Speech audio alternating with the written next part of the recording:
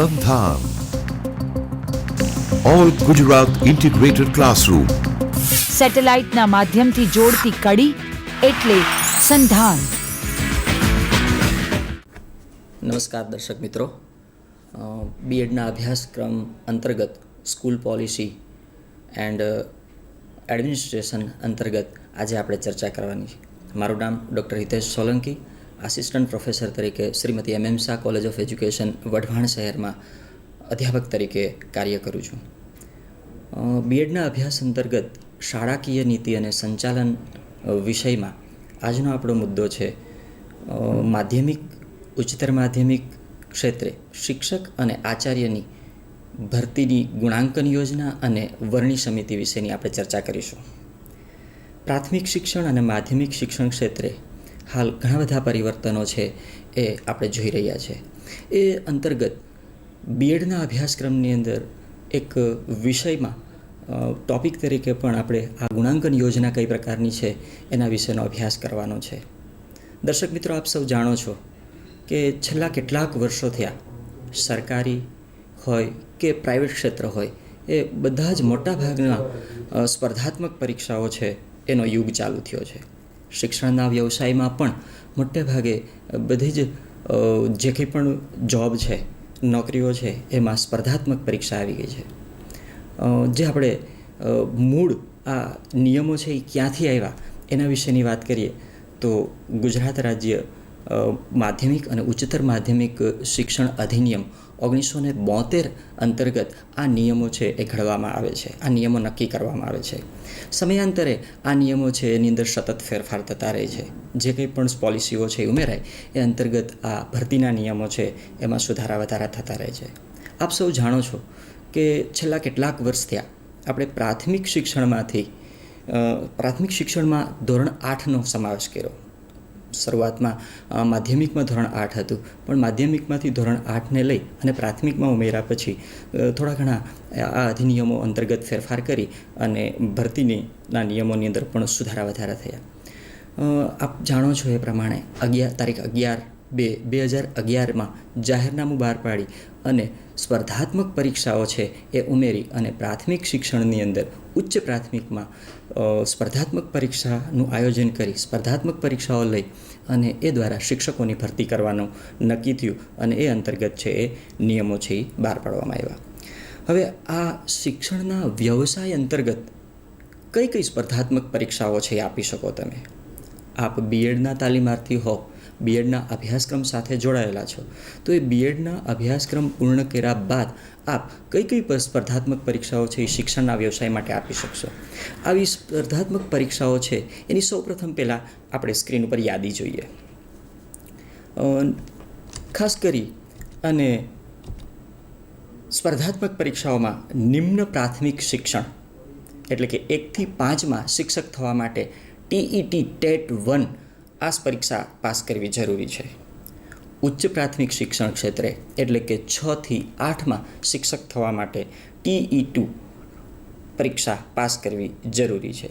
જ્યારે માધ્યમિક શિક્ષણ ક્ષેત્રે TAT એટલે કે 9 અને 10માં શિક્ષક થવા માટે થઈ અને TAT 1 પાસ કરવી જરૂરી. જ્યારે ઉચ્ચતર માધ્યમિક શિક્ષણ ક્ષેત્રે એટલે કે ધોરણ 11 અને 12માં શિક્ષક થવા માટે TAT 2 આપવી ફરજિયાત છે. જ્યારે ઉચ્ચ પ્રાથમિક શિક્ષણમાં મુખ્ય શિક્ષક એટલે કે આચાર્ય તરીકેની ફરજ બજાવવા માટે થઈ અને HTET આપવી જરૂરી છે. માધ્યમિકમાં આચાર્ય થવા માટે TAT આપવી જરૂરી છે. આ બધી જ સ્પર્ધાત્મક પરીક્ષાઓ છે એ શિક્ષણના વ્યવસાય સાથે જોડાયેલી છે, જેમાં એ દરેક સ્પર્ધાત્મક પરીક્ષાઓ માટે આપણે વિગતે વાત કરવાની છે. જેનું ગુણાંકન યોજના શું છે, જેની પરીક્ષાનું માળખું શું છે, જેનું અભ્યાસક્રમનું માળખું શું છે, એના વિશેની આપણે વિગતે વાત કરશું.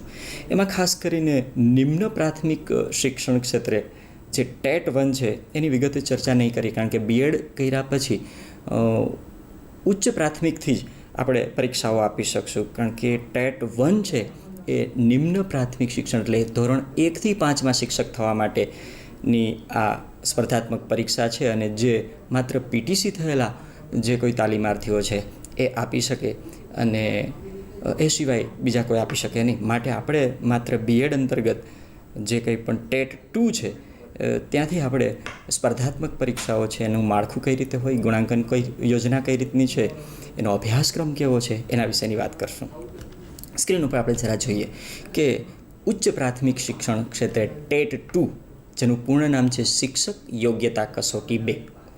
ટેટ 2 એટલે ટીચર એલિજિબિલિટી ટેસ્ટ. પ્રાથમિક શાળામાં ઉચ્ચ પ્રાથમિક ધોરણ 6 થી 8માં શિક્ષક થવા માટે આ કસોટી પાસ કરવી જરૂરી છે. હવે પ્રશ્ન એ થાય કે આ કસોટી કોણ આપી શકે? તો કે આ કસોટી પીટીસી કરેલ ઉમેદવાર હોય અને જો એ ગ્રેજ્યુએટ હોય તો એ પણ ઉચ્ચ પ્રાથમિકમાં શિક્ષક તરીકેની આ ટેટ 2 છે એ આપી શકશે. બીએડ થયેલો તાલીમાર્થી તો આપી જ શકશે, પણ બીએડ પ્લસ સ્પેશિયલ એજ્યુકેશન સાથે કોઈએ તાલીમ લીધેલી હોય તો એ પણ આ ઉચ્ચ પ્રાથમિક શિક્ષણ માટેની ટેટ 2 પરીક્ષા છે એ આપી શકશે. આ પરીક્ષા છે એનું માળખું શું? મોટે ભાગે આ પરીક્ષા છે એના પેપરની અંદર 2 વિભાગો જોવા મળે છે. વિભાગ 1 સામાન્ય વિભાગ, કે જેમાં 75 પ્રશ્ન અને 75 ગુણ, પ્રત્યેક એક પ્રશ્નના સાચા ઉત્તર માટે 1 ગુણ, એમ 75 ગુણનો વિભાગ 1. વિભાગ 2 વિષય વસ્તુ વિભાગ, એમાં પણ 75 પ્રશ્ન, 75 ગુણ, 1 સાચા ઉત્તર માટે 1 ગુણ, એમ બંને વિભાગ મળીને કુલ 150 પ્રશ્નો અને એમના 150 ગુણ. આ પ્રશ્નપત્રનું માળખું જે છે, પરીક્ષાનું માળખું છે, એમાં તમામ પ્રશ્નો છે એ મલ્ટિપલ ચોઇસ ક્વેશ્ચન પ્રકારના હોય છે, જેમાં કોઈ એક પ્રશ્ન એની સાથે 4 એના ઉત્તર વિકલ્પો આપેલા હોય, જેમાંથી કોઈ એક સાચો ઉત્તર પસંદ કરી અને OMR શીટમાં ઘૂંટવાનો હોય છે. આ પ્રકારની એ પરીક્ષાનું એનું માળખું છે. શિક્ષક અભિયોગ્યતા કસોટી 2 છે એનું પાસિંગ ધોરણ શું? જો સામાન્ય કેટેગરીના વિદ્યાર્થીઓ હોય તો બંને વિભાગ ભેગા મળી અને કુલ ગુણ 90 મળે તો એ ક્વોલિફાઈડ ગણાય.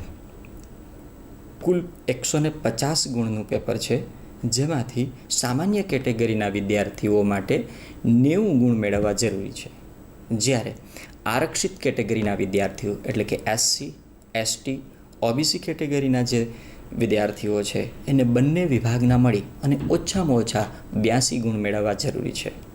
હા, એક નોંધનીય બાબત, પરીક્ષાની અંદર ખોટા ઉત્તરો માટે કોઈ નેગેટિવ માર્કિંગ સિસ્ટમ નથી કે કોઈ ઉત્તર ખોટો પડે તો એના માઇનસ માર્ક થાય, એવી સિસ્ટમ નથી. આગળ ઉપર જોઈએ તો એનો અભ્યાસક્રમ શું? આપણે એવું કીધું કે સામાન્ય વિભાગ, પણ સામાન્ય વિભાગ અંતર્ગત કઈ કઈ બાબતોનો સમાવેશ કરે છે? તો સામાન્ય વિભાગ અંતર્ગત બાળ વિકાસ અને શિક્ષણના સિદ્ધાંત, કે જેમાંથી 25 ગુણનું એટલે કે 25 પ્રશ્નો એમાંથી પૂછાશે. બીજો વિભાગ એને આપ્યો છે ગુજરાતી અને અંગ્રેજી, કે જેમાંથી 25 માર્કના પ્રશ્નો છે એ પૂછાય છે. અને ત્રીજો વિભાગ જે એની અંદર આપ્યો છે સામાન્ય જ્ઞાન અને વર્તમાન પ્રવાહો, કે જેમાં 25 પ્રશ્નો 25 ગુણના પૂછાશે. હવે બાળ વિકાસ અને શિક્ષણના સિદ્ધાંતો અંતર્ગત કઈ કઈ બાબતો આવે? તો કે મોટે ભાગે શૈક્ષણિક મનોવિજ્ઞાન, બુદ્ધિ, અભિયોગ્યતા, સિદ્ધિ, વ્યક્તિગત તફાવતો, વ્યક્તિત્વ, અધ્યયન સિદ્ધાંતો, વિવિધ વાદો, શિક્ષણના વિવિધ પુરસ્કર્તાઓ, પ્રેરણા, સ્મૃતિ અને બચાવ પ્રયુક્તિ, ક્રિયાત્મક સંશોધન, આવી તમામ બાબતો છે એ આ બાળ વિકાસ અને શિક્ષણના સિદ્ધાંતો અંતર્ગત આવશે. એ સિવાય બીજું ગુજરાતી અને અંગ્રેજી વિભાગ, કે જેમાંથી 25 માર્કના 25 ગુણના પ્રશ્નો જે પૂછાય, 25 પ્રશ્નો, એ કઈ રીતે હોય છે? તો ગુજરાતીની અંદર મોટે ભાગે ગુજરાતીનું બેઝિક ગ્રામર જે છે, વ્યાકરણ છે, એ જેની અંદર ખાસ કરીને જોડણી છે, વિરોધાર્થી શબ્દો છે, સમાનાર્થી શબ્દો છે, કહેવતો છે, રૂઢિપ્રયોગો છે, છંદ છે, અલંકાર છે, સમાસ છે, નિપાત છે, આ બધાનું બેઝિક ગ્રામર છે એ આ ગુજરાતી વિષય અંતર્ગત એમાંથી પ્રશ્નો પૂછાય છે. બીજી વાત એની સાથે જોડાયેલ છે અંગ્રેજી. તો અંગ્રેજીનું જે બેઝિક ગ્રામર છે, ખાસ કરીને આર્ટિકલ છે, ઓક્ઝિલરી છે, નાઉન છે, વર્બ ફોર્મ છે, ક્વેશ્ચન ટેગ છે, એક્સપ્લેનેટરી સેન્ટેન્સ છે, ટેન્સીસ છે, ક્યારેક એક્ટિવ પેસિવ પણ એમાં સમાવેશ થાય છે. તો આ બેઝિક જે અંગ્રેજીનું ગ્રામર છે એમાંથી 25 પ્રશ્નો 25 ગુણના પૂછાય છે.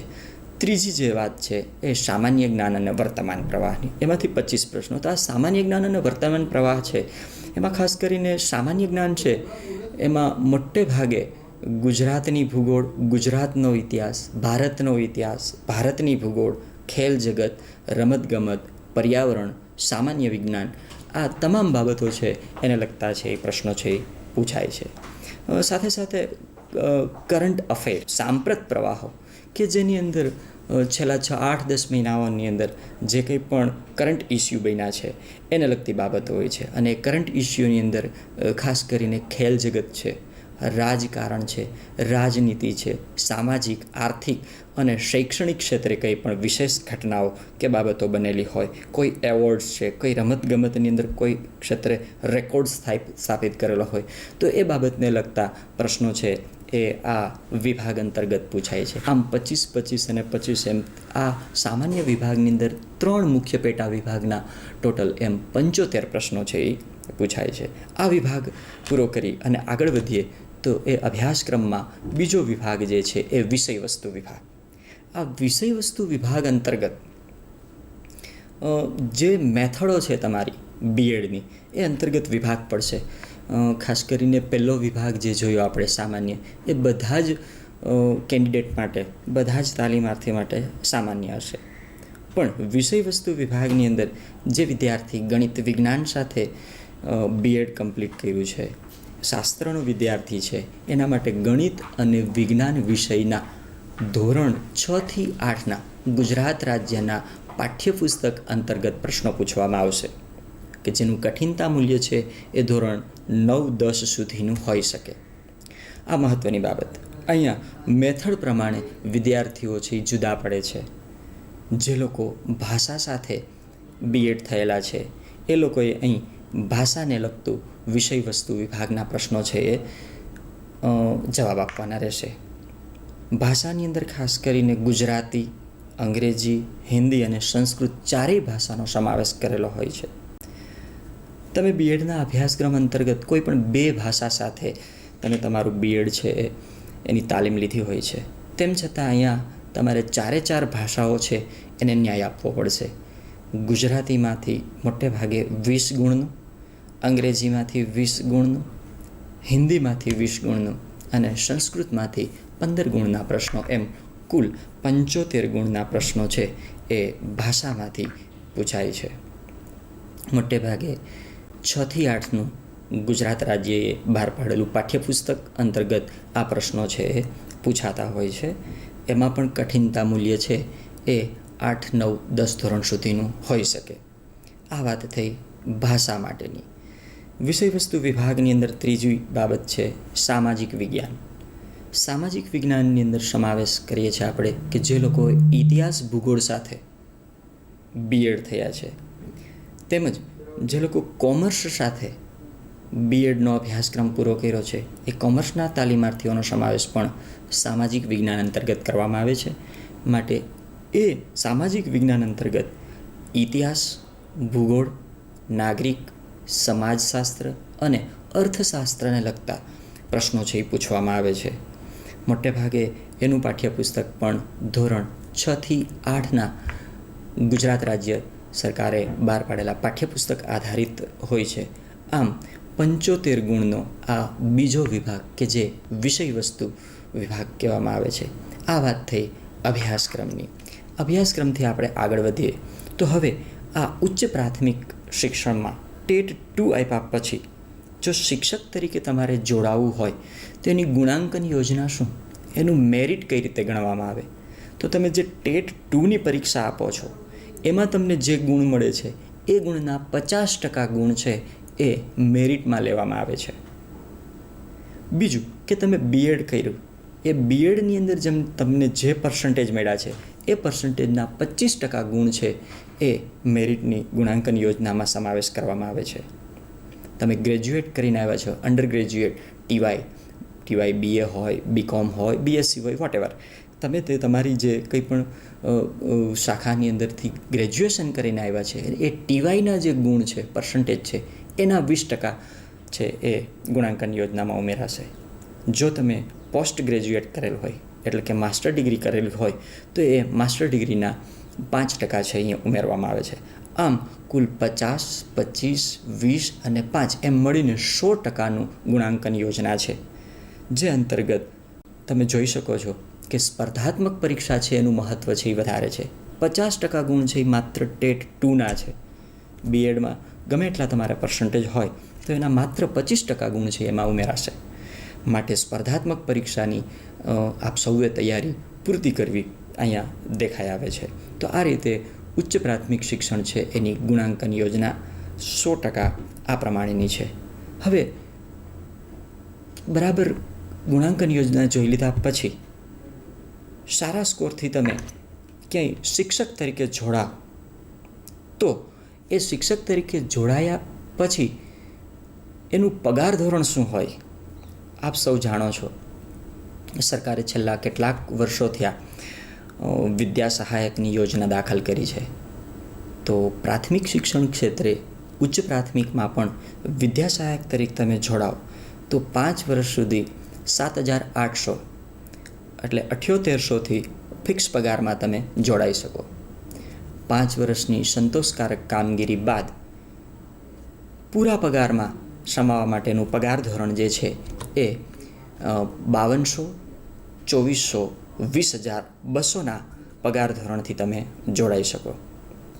મને આશા છે કે તમે બરાબર સરસ મજાની જો સ્પર્ધાત્મક પરીક્ષાની તૈયારી કરો તો તમે ઉચ્ચ પ્રાથમિક શિક્ષણમાં ચોક્કસ સારી એવી શાળાઓમાં તમારી મનપસંદગીની શાળાઓમાં જોડાઈ શકો.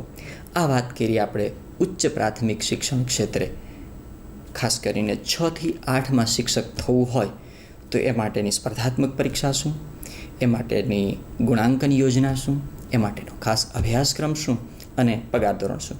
હવે વાત કરવી છે એ આગળ ઉપર માધ્યમિક શિક્ષણની, એટલે કે ટાટ 1. પૂરું નામ છે